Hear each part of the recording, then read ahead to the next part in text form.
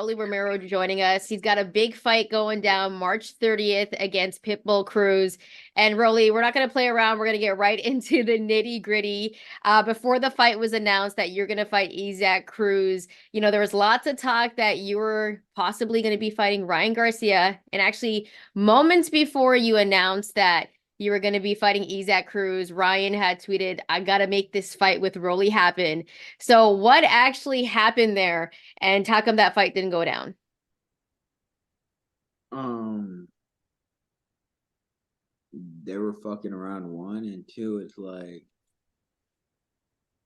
he over here acting like I need his ass. I don't need you. What the fuck? I'm champ. Who the fuck are you? You ain't do shit in your damn career.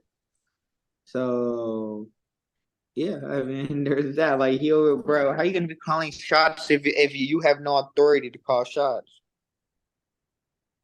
Got you, got you. So he So, can fuck off. I do whatever the hell I want. I don't give a fuck. so do you feel like this test with Pitbull Cruz is a little bit tougher than facing, say, a Ryan Garcia? I mean, absolutely. I mean, it's not. I mean, it's not a test, but I would say that that's the worst word, a bad word to really say, but because what has Pitbull Cruz done? He hasn't been champion. I've been champion twice.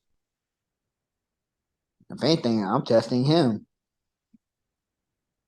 But as far as like that goes, that he's a much more entertaining fighter, and yeah, he comes forward, he comes to fight. The other one runs around like a fucking turkey in high heels. Rolly, a question for you off that. I feel like you're one of the more polarizing boxers in the sport. Like people have strong reactions to you that kind of love or hate you in either direction. Um, but I feel like in some regard that actually makes you one of the only stars that the sport has that people care about. Why do you feel like so many boxers have a hard time being a star in the sport? The problem with boxing is me. I understand my fan base. I understand what my fan base wants. Hmm. They don't understand their fan base. They don't understand what their fan base wants.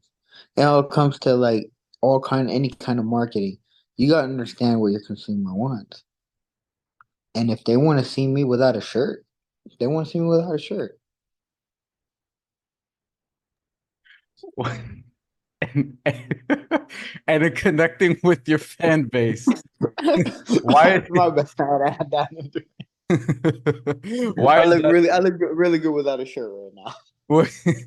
why is it that that's something that I guess was a focus for you coming up? Because it's something that it's a skill that you've developed early on in your career, where a lot of guys, if they figure it out at all, don't figure it out until. Early on in my career, or it was given to me naturally.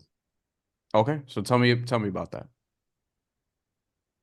Mm, I mean, it's kind of hard to tell you about how I am naturally.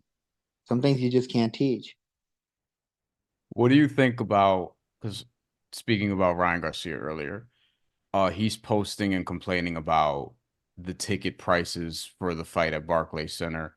You fought at Barclays Center. He's complaining about the ticket prices and them being able to move these tickets. Do you have any advice on how he should sort of handle that Wait, the tickets are situation? too high or too low? Too high. He's saying they're too high. They need to be lower for the consumer. Hey, I just know like the most expensive tickets when me and Tango found were like somewhere in the realm between like $7,000 and $8,000. So I mean, if they can't move ticket prices, that's a problem on that. And who cares about that?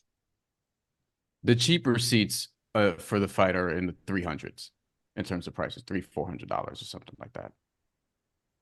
I mean, I wouldn't pay to watch Devin Haney. Why is So, that? You do you think he's a boring fighter?